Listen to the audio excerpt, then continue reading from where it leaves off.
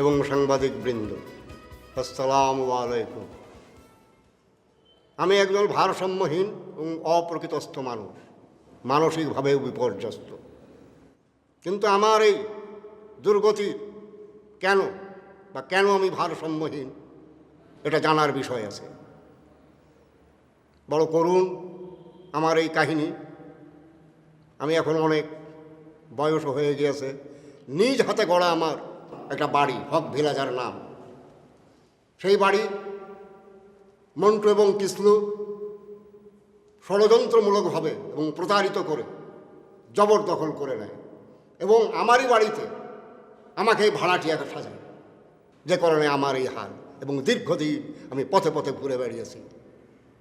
আমার কষ্টের এই বর্ণনা, দীর্ঘদিন আমার নিজ বাস থেকে পরবাসী করে রাখার এই করুণ কাহিনী এবং আমার আবেদন জানানোর জন্যে আমি এই সম্মেলনে এসেছি। শুধু কিসলু মন্টু না, কিসলু মন্টুর মদতদাতা এই বিশুর বিচার